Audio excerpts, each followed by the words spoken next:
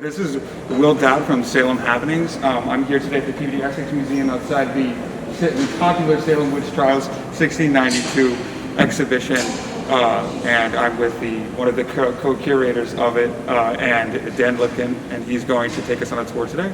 So first up, just want to ask you how this exhibition came about, and how it kind of made you guys. How long did you guys spend putting it together? Well, good morning. I don't know when folks are going to be watching this, but good morning. Well, I'm Dan Lipcan. I'm the head librarian of the Phillips Libary at the PBS Museum, and as you say, I'm one of the co-curators of the exhibition along with my colleagues Dan Lipcan, Paula Richter, and Hillary Streifer. The exhibition's on through April 2021, so we look forward to seeing you here at the museum between now and then. The exhibition came together beginning in March when Brian Kennedy, our director, approached Dean, in fact, to suggest that we put together an exhibition on the Salem Witch Trials. It's part of our general turn towards the community. Brian started about a year and a half ago in July of 2019. I arrived about a month before he did. And overall, we're interested in exploring the local history, Salem history, and our permanent collections, which we think have been a little bit neglected over the last several decades. So that's when it started. And it happened shortly after COVID. I think you and I, because That's right. We went on a tour together, and you said that it kind of came about after that. I'm just sort of, what was the inspiration for that behind, you guys spent sort of the COVID months putting this together, you could say, right? Right, and it was a challenging set of circumstances. We had limited access to our collections, and we all had to adjust to a different way of working as well. So all of our exhibition meetings were virtual. There wasn't an opportunity to kind of sit around the table and throw ideas at each other in the same way that it has Like done in getting the over past, and brainstorming together and things like that. Right, and so we had very limited time actually in the collection center, kind of looking at documents and choosing what we wanted to do. And Dean really had the idea to organize the exhibition around the objects that we had, and then therefore the people that had owned or were associated with those objects. And that became a real effective way to organize the exhibition. It made the document selection a little bit easier, and it enabled us to tell the stories of the real people. Yeah, so I think the documents that are on display are from the original Salem Witch Trials documents that haven't been displayed in some 30 years. 30 years. In 1992, there was an exhibition called Days of Judgment here, and that was the last time when any of this material was on view. And why, before we go inside, why can't they be on display so much? What could happen with them? The documents in particular are very fragile. They're over 300 years old, right? And they're very light sensitive. So they really can only be safely on view for 6 months to a year. And after that, we need to put them away. Once ink or print fades, you can't get it back. There's no way to conserve that or bring it back. So we have to be very, very careful about how much exposure these documents get. So we're in front of a 1494 copy of the Malleus Maleficarum, which is the premier witch hunting manual. It was written originally in 1486 by a man named Heinrich Institorus. He was an inquisitor, was very vigorously working in Germany. And this book documents that the witches were in fact real. It documents how to detect witches, and then finally it explains how to prosecute them once they're found. So because this book was published at the dawn of the printing age, dozens and dozens of editions were published by 1520, and it was used in church and secular courts throughout Europe to prosecute witches.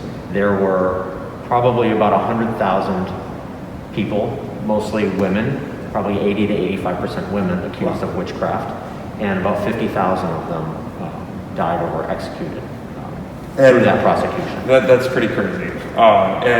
So this book is a recent copy that I believe the PBS Museum got its hands on about how many years ago? That's right. We bought it in early 2019. It was actually just before I arrived. Oh, wow. And it's written in Latin? It's all Latin. It's not illustrated, so it's actually visually, it's maybe a little bit boring. It doesn't have some of the woodcuts that you might see from later editions. Actually, they started to dress them up. But this one is in extremely great shape, and as you can Really tell, extremely great shape. it's Really got good oak. shape. It's got oak covers. So basically, this is a manual guide on how to hunt witches and sentence them, and basically That's how right. to get rid of them. That's right. And this was really the premier manual that was used. And unlike witches in New England, Europe burn them. That's correct. Yeah. So, Burnt or drowned. And what we want to show in this initial part of the exhibition is that these ideas were not new to Salem. This was not a new phenomenon. This was something that had gone on for hundreds of years before Salem. And the settlers who came over here from England brought those ideas with them. I think when we met, we've gone through this before, is that you had said that it was on the fringes by the time it reached New England. So, what were some of the other areas in Europe that were doing witchcraft, or that were trying witch hunting? I guess at that time, like where else in Europe? It wasn't so much like central. Right. So the heart of Europe. So really, the crisis, the core of the crisis was Germany. I think Germany was really Cologne, Bamberg, Trier. Those cities, hundreds of people, thousands of people died through witchcraft prosecutions. But as you say, by the time the 18th century, 17th century rolls around, you're starting to see the belief in witchcraft wane, and it is still active in Scandinavia on the fringes of what would become the United Kingdom and in the American colonies. Okay, so now we are basically in front of the inception of the whole witch hysteria that started here in Salem, actually now Danvers. Salem Village. Yeah. And tell us a little bit about Tituba and her role in what happened. So Tituba was one of the first 3 women to be accused of witchcraft, along with Sarah Good and Sarah Osborne, correct? Tituba was an enslaved person living in the home of the Reverend Samuel Parris, who was the parson of Salem Village. And when she was brought in for her preliminary examination, the transcript, the document of which we have right here, she not only confessed to witchcraft, but she indicated for the community that there were several other witches involved in what the community perceived to be this conspiracy. So it's really this flashpoint where it goes from this small isolated incident of witchcraft into something much larger, something that really generated a lot of fear and panic in people in the community. And how quickly did it spread after that, would you say? How far and wide did it go? Where was the farthest, Witches were accused as far west as Billerica and as far north as Wells, Maine. Yeah. And it was probably about 200 people were accused of witchcraft. Several hundred people were involved, either as accusers or people who were accused of witchcraft, and this was extremely widespread at the time. Well, what eventually happened to Tituba? Well, Tituba was put in jail in March, and she languished in jail until the following May, when she was released to another enslaver. The story is that Reverend Parris was unwilling to pay the jail fees, because to get out of jail, you needed to essentially pay room and board, right? You had to pay for your stay in the jail. And Parris didn't want to do that. He probably didn't have the money. So she was released to some other enslaver whom we don't know who that is. And she essentially vanishes from the record. We know very little about her before the witch trials. We know very little about her afterwards. And, Elaine Bresnan has done a little bit of research to try to dig into that, into records in Barbados, but she's kind of a mystery. Wow. And then just let's just point this. This is the actual examination of Sarah Good, Sarah Osborne, and Tituba. That's right. And it was written by Reverend Parris. This was not written by Reverend Parris. This was written by Ezekiel Cheever. Okay. When you see Reverend Parris documents in the show, he has very good penmanship. He has very small and neat penmanship, and so it's very easily read. Okay. But this is the transcription. We've got it turned to the page here where the examination of Tituba begins. So we are here in front of several examination documents and petitions, and as a librarian, these are sort of important documents to you, and just tell us a little bit about what we're in front of right now. Sure. The two on the left here are physical examination documents from June 2nd, 1692.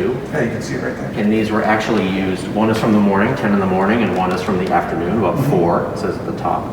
And these were documentations of the physical examinations that were done of the accused witches. So you had Here are listed the names of the people who did the examinations. It was a group of women and a male surgeon.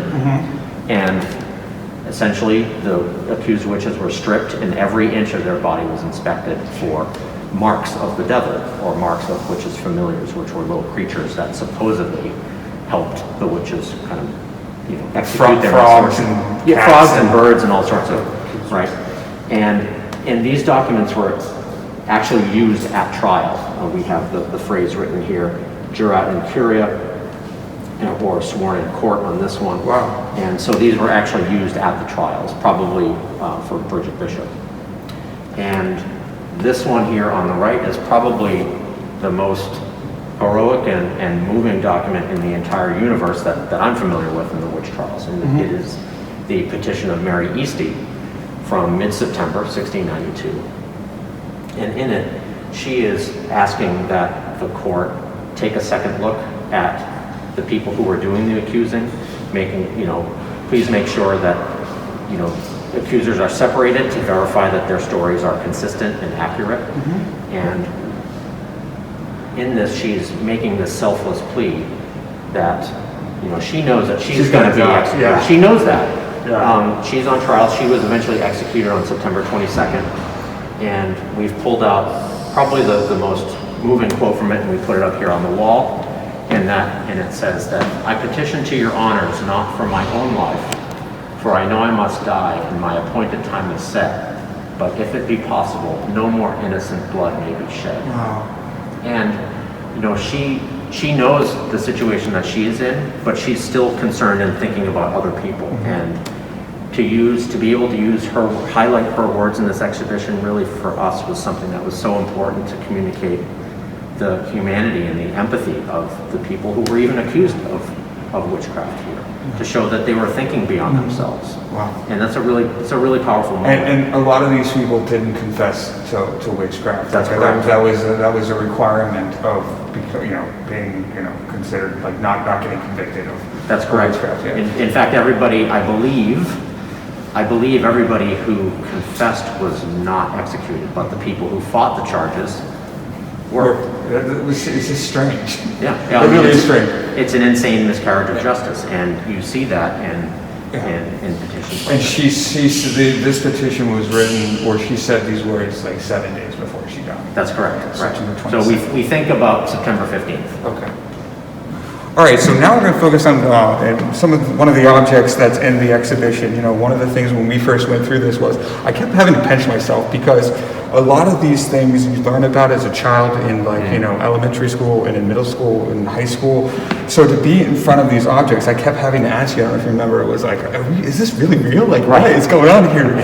But so, between the letters and the objects, this was particularly like a wow moment for me, because tell us what is the significance about this painting over here and these walking sticks here. So these two walking sticks were owned by George Jacobs, who was accused and eventually executed for charges, for crimes of witchcraft. And these two walking sticks were owned by him. He actually used these. He was an old farmer. He was arthritic. He needed canes to help him get around town. And these were actually owned and used by him. And the interesting thing is that, this little display that we've got right here is something that really only PEM can do. We've got the canes that he owned.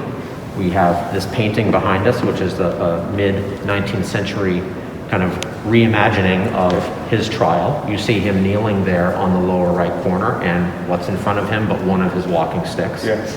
And then on the other side of that painting, you have a transcription of his preliminary examination, in which the people who accused him, including his own granddaughter, claimed that his specter or his ghost beat them with two staves or two walking sticks. And so you have the object, the later interpretation of an event including the object, and then a trial document that directly references an event associated with these objects. So it's really an amazing, interconnection between these and you're not going to get this at any other museum. No. Other than the PEM. No, you're not. Honestly. No. So tell us a little bit real quick about some of the other objects that we can see here at this exhibition. Sure. So I was talking about the